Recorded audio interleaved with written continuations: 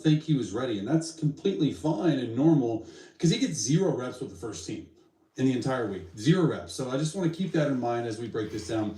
This isn't opinion. This is pure fact on what we're going to be breaking down. It's the film breakdown. So you can have all your narratives that you want. This is what I see on the film. All right.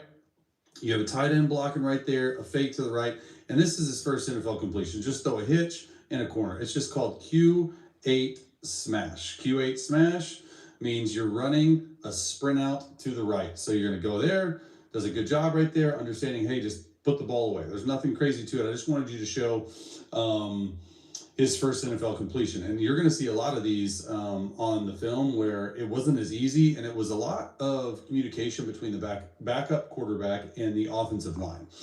So with a whole week of practice, do I think Shedeur could play better? Probably. So we'll see right here. All right, 2nd and 15. We have 11 plays right here from Shedeur's debut. That's another thing too. Zach Orr just completely brought the house versus this dude. Thought this was smart, right? It's a smart play. There's nothing too crazy about it. They ended up playing Tampa 2, and they did this to control the rush. So they're going to chip and then go sit.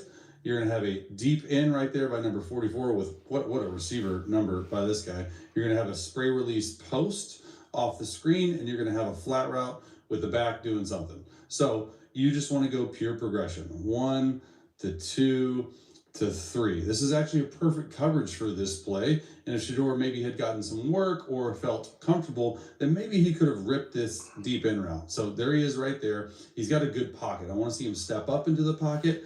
You really want to look these guys down here. You can already see Roquan Smith number 0, I believe, driving Njoku. But this is where the ball is supposed to go.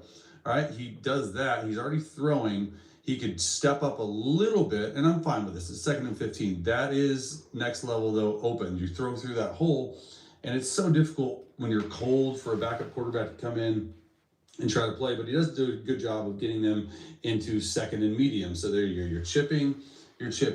You really want to affect these two guys with Njoku's. You want to look them down, and if you have a good, clean pocket, which he does, that's really where you want to step up and deliver the football. He does right there, right? Okay, so I like it. Like, I'm not sure, his eyes are right there to Roquan. Roquan is sort of baiting him into doing this. Next level would be, hey, just there, and then you don't even have to throw through a window. You see this guy right there, you don't even throw it over anyone. You can throw that open, and it's the second play of the breakdown. So I get what he's doing that. Let's just see where his eyes are, right? Roquan's there, 40's there. Right? Boom. I like it. Okay. He's looking right down the middle of the field because he wants to hold him back, but they know they rally up. I think I know he can make this throw, and we'll see it earlier because it's the very next, or it's like one of the last plays that he does that has that. All right. This is crazy. 3rd and 10. They're bringing all sorts of pressure. There's so many things wrong here, and a lot of it does not have to do with Shedeur. This package is very difficult to defend. Okay, you have 2 A-gap players, you have an outside player, and an outside threat. So technically, there's 8 threats. This is the most difficult thing to practice as a backup quarterback, because right when Shedeur came in on every 3rd down, you'll see it. They brought freaking pressure from left, they brought pressure from right, they did pick games, they did stunt games, they did all that stuff. And I'm going to show you why the left tackle needs to continue out, and the running back needs to step up and actually block Kyle Hamilton. There's a lot of things that go wrong. I think they're trying to do like a key route, which is a slant there. I think this is sort of the route concept. So you have a corner route and you have a key route, which is a 1-step slant, okay? You want to be able to look right now if you're the key. Here's what he's doing. It's 3rd and 10. Shedeur, in my opinion, is saying, hey, I'm hot. I'm backing up. I'm getting some depth. You are not looking. Why aren't you looking? That's where he should throw the football right now. He can't because he's not looking. So that's not really on him. I don't know if Njoku is really the hot right there. And all 3 receivers are in the same spot. Like what? Like this is the definition of not helping your backup quarterback. Another thing too, Let's talk about protection. Center goes this way, left guard goes that way, left tackle goes that way. Kyle Hamilton ends up pressuring, right guard here, right tackle there. Okay, they get this picked up. This should be picked up. This should be a big play. So if 34 comes and actually blocks Kyle Hamilton and 72 does what he's supposed to do, if this guy drops out, these three guys, okay, Roquan drops out, these three guys should have 1, 2, and 3. Left tackle doesn't slide. First of all, let's pay attention to the running back. Running back, I don't know what that is, right? It's not a pick stunt. You have to block them. And then left tackle, why are there 2 dudes on here? Like, keep sliding out. I'm guessing that's what they're taught. So the protection plan is just poor. And then if it is a good protection plan and he is picked up, even if this guy doesn't look, I believe this corner route right here is going to be open. Okay, not this one. It's another one. So anyway, he should be looking right there. So that's sort of what he's seeing from an offensive side of things. If this running back gets there and this left tackle kicks out, it's there. And I don't know if Shedeur has something he needs to call to be able to do that, but just not a great play right there. All right, again, look how many people are up, right? Another 3rd and forever. All right, what are they doing? Are they blitzing? Are they not? Now it's a pick stunt and it's an interception, right? It's just people, look, I get it. Shedeur should not have thrown this. He should have thrown this flat route. I'm just going to be honest with you right there. Throw the flat route. It's open. Also, this receiver, I'm just going to run it one more time. He's supposed to go out. He doesn't go out. Shedeur is trusting him to go out. The route concept's pretty easy. You want to get on the outside. You never want to lose leverage on the inside. And then you're going to come up here and going in. So you got this and this. It's as simple as that. 1 to 2. First of all, receiver cross face. Like, Shedeur should not have thrown this. Make no doubt about it. However, you're sort of trusting that you're going to get picked up and you are not going to be able to throw this interception. So a couple things here. This one should be picked up as well. Like, it really is. So watch 14 and watch 53. He's going to pick. 53 is going to come inside. 34 just is not sure what he's doing. So center's going to go right. Already see that? You want to stay vertical right there. You don't want to get picked. They have enough guys. 75 should eat him. 34 should be on Kyle Van Noy. You should never allow this to happen. Right down the middle, right? Here's another thing too. There's 3 offensive linemen to block a D tackle. There's 2 offensive linemen, a tight end, and a running back to block 3 Ravens. Where do you think the matchup is, right? At some point, I know you're sliding this way, but they drop a defensive end. There's no way that Kyle Van Noy should be coming right up the middle. That's tough, right? And then you get smoked, and like I agree. He should not throw this. He should throw the flat route. He's trying to make a play. At the end of the day, though, the biggest thing for a backup quarterback, you got to come in on short notice, and you cannot throw interceptions. I mean, bottom line. And I know they've been working this, and this is very difficult. This is not easy at all to do. I just think it's crazy that you have 3 offensive linemen, and you have 2 offensive linemen on 4 guys over here. It doesn't make a lot of sense. And he gets smacked, throws it right to him. Jerry Jeudy doesn't run out. Just bad. So you're not getting help from the offensive line. You shouldn't have thrown it. And then your receiver. So honestly, it could not have started any worse. Here's another one too. Right? There's nothing open. And I think this is something that Shedeur has to learn right here is, hey, we're going down flat. It's just a naked route, boot to the right, fake 37 base, naked right. You have a corner route and you have an over route. So it's simple. It's 1 to 2, and then maybe your corner is 3. Stay on the run. Don't stop, which he does. But also, they're trying to get this guy, and then 41's right there.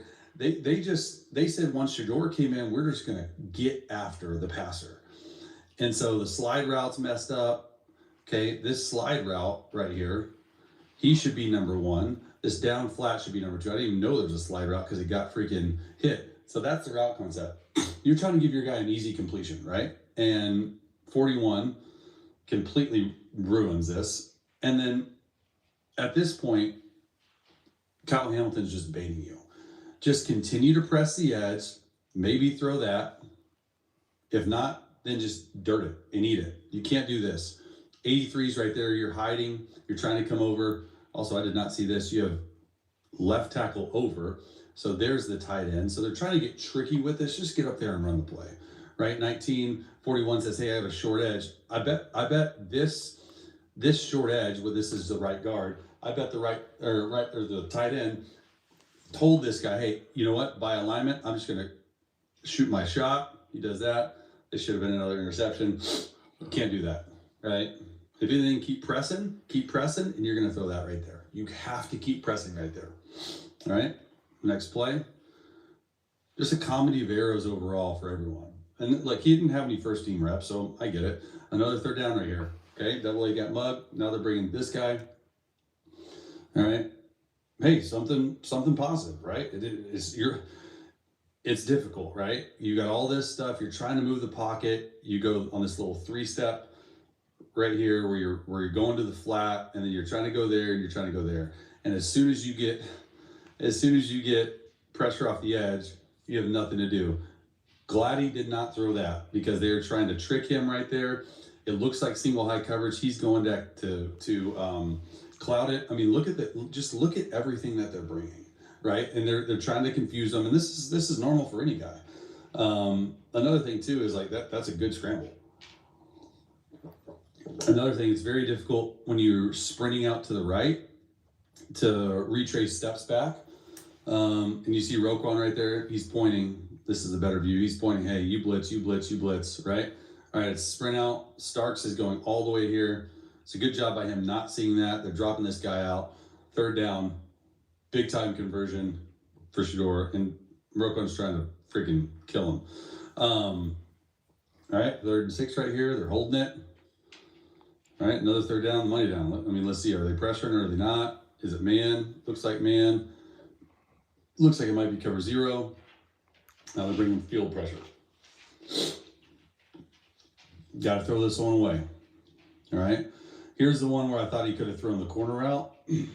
So it's pretty simple route concept. It's an out, it's a corner, it's an over, and it's a deep in, right? So it's just pure progression, 1 to 2 to 3 to 4. All right. They should have this picked up, and the back completely whips again. So you have somebody right here who's going to the middle of the field. I think that's Kyle Hamilton. And then you have Roquan in this nickel pressuring on this side. So as long as this center is going this way, you track him and the running back gets him. So it's just a litany of errors in protection. And look, I've broken down Dylan a little bit, but this is happening everywhere. Look, he's looking this way. He just needs to trust it and launch it right there. It's impossible when you got a guy coming scot-free. Left guard, left tackle, center, right? That's hard. That's a free safety on the line of scrimmage. That's what you get sometimes. Center should track him, right guard here, right tackle here. 10 has to do a much better job of staying balanced in protection right there. See, this just tells me he doesn't know what he's doing. He knows the center's going 0. You can't get out, and then he freaks out, and then he overcorrects.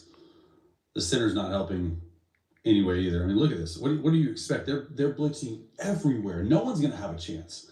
Joe Burrow's not going to have a chance out there with that stuff. So just got to fix protection. All right, motion 2x1 to 3x1, 2x2, excuse me, to 3x1. Here we go. More pressure, more pick stunt, intentional grounding. I mean, this is hard. This is very difficult. I don't know what they're going to do. Because any quarterback would struggle with this. It's just all go special, 2 seam routes. You have a comeback and you have a comeback. He's looking at the right spot. He's looking right here. All right, here's my thing. You have 5-man front and you're bringing 6. How many guys do they have to block? Well, they have 5 offensive linemen plus a running back. You got to get this picked up, right? He's looking this way, but I'm telling you, the read is 1 to 2. That's the second read. That's the first read. He feels color. He's trying to get out. You can't do this, though. You got to get this ball past the line of scrimmage. And it's a pick stunt again. So I don't know if this could have been any Worst start, right? You're there. You're going to drop this guy out. Your pick stunning between 14 and 53, and they still have yet to get it. Watch this, right? He's going to go here. He picks the right guard. He goes there. 34 needs to stand up there. It needs to turn into a gap protection where 77's right there, and 34 has to be a little bit better at it. He gets picked, and that's difficult. And then you have intentional grounding right there. If he gets his eyes in the right spot right there and he has any type of time, he throws this comeback route, or he should throw this comeback route for a nice game. Instead, it's not good. All right, here we go. Play 49 of the game. All right, 2x2 formation. What are they doing? Okay, this is the exact same thing that I said that they came back and saw on film. This is growth. This is growth. Now, it isn't versus different coverage. It's that post route. It's that in route. It's that chip flat. It's that chip set down.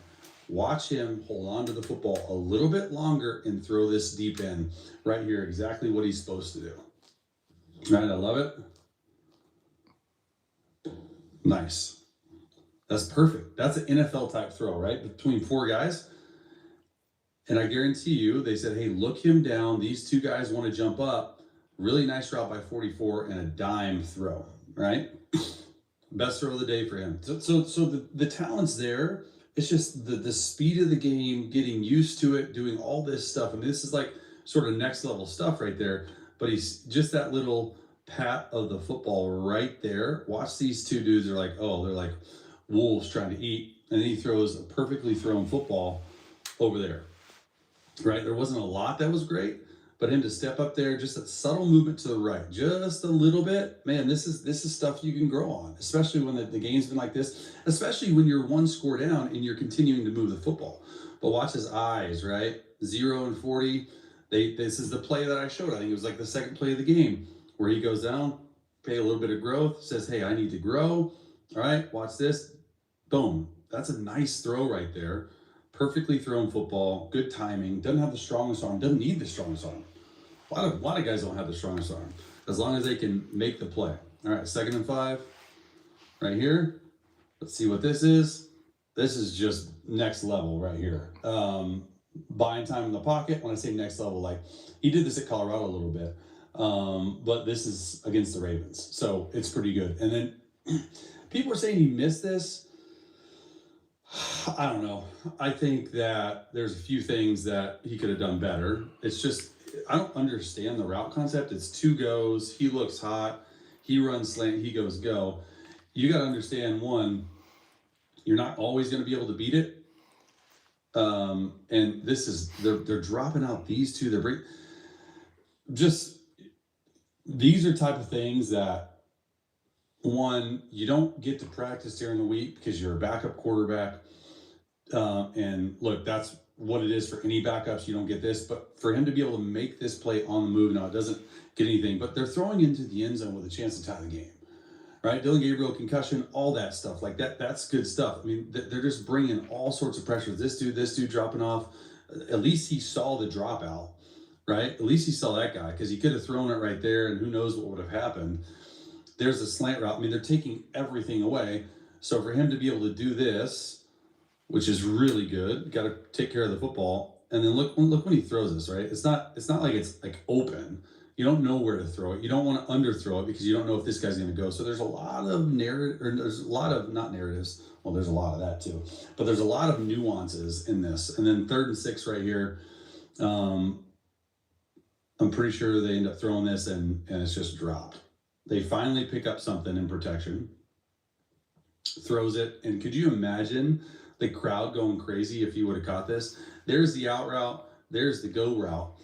I like this throw. However, watch this dude wide open. He's wide open. He's taking a shot. I appreciate that. That's 1st down right there. He's taking a shot and he's saying, hey, I need to do it. That dude's open. And they're going to say that in film study, like, hey, like the alert, I'm good with it. But if you get pressure off this edge, where do you need to go? You need to go to this guy right here, Jerry Jeudy. But he does throw he does throw good football, and they end up losing this game. Look, it's way too early to tell if Shedeur. I mean, Shedeur got 0 reps. We'll see if Dillon Gabriel's healthy. But Shedeur, man, some mistakes, but some good as well. Head up. So there you have it, y'all. First, I need to give credit where credit was due. The voice you heard during that QB film breakdown came from a career, I'm saying this, a career NFL quarterback. Played 13 seasons in the NFL. He played for the New Orleans Saints. He played for the Kansas City Chiefs. He played for the Philadelphia Eagles. He played for the Chicago Bears.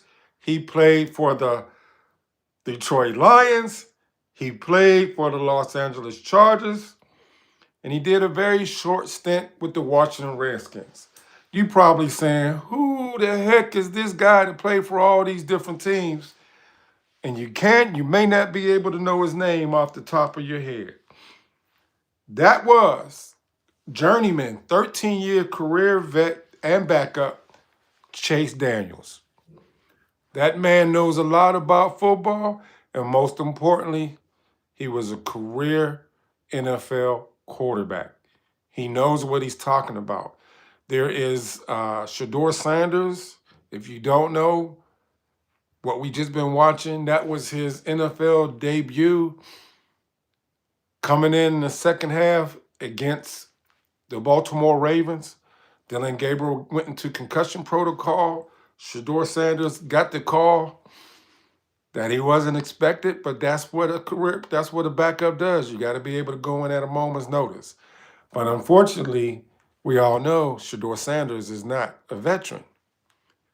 So he came in the game and it was exposed. Kevin Stefanski came out and said in this press conference right after the game that ShedeurSanders had not received no first-team reps whatsoever at all with the team, period, since he's been there. Not in OTAs, not in training camp, and not as the backup QB2. The reason Coach Stefanski said that is because Dillon Gabriel is a rookie himself. He can't afford to give up the reps. So Dillon Gabriel was getting all the reps. But on any given Sunday, somebody can get hurt. So many, not just quarterbacks, but other NFL players has been knocked out for the season. So basically, Kevin Stefanski was playing Russian roulette. I watched plenty of film breakdown of this game. And because of the breakdown that Mr. Chase Daniels, I'm giving him his credit where credit is due, because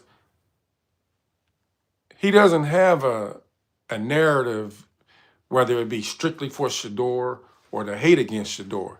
He's straight down the 50-yard line, right down the middle. He keeps a buck, and he keeps it real. If you listen to it, his narrative and the breakdown of ShedeurSanders' play, he said it wasn't good. He said it was a comedy of errors. But then he also said, what do you expect? We're not getting any first-team reps and playing with the first team at all. The offensive guard said in a post-game interview to the beat reporters in Cleveland, Wyatt Teller said they haven't even heard ShedeurSanders' cadence. It was like going to a playground, seeing people playing, and you tell each other your names, and you start playing for the first time, like a pickup game. That's what that game was for ShedeurSanders. But there's so much they want to bash ShedeurSanders only having one half of a game, and he sucks, and he ain't no good. It's just crazy. It is just crazy that they want to crucify ShedeurSanders after one half of play. But I got to go back and find this clip, y'all. There is a video clip when ShedeurSanders first came into the game, and the roar of that stadium, it sounded like 1,000 lions when ShedeurSanders came into the game. Nobody knew. Even the reporter said that they didn't even know that Dylan Gabriel didn't even come out in the second half. They was expecting Dylan Gabriel to come into the game.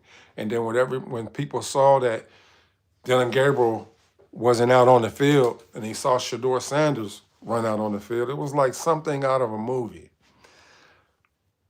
It gave me chills. So I really hope you appreciate that breakdown content of ShedeurSanders. No, it wasn't pretty. Yes, some of it was bad, but there was some good in it too.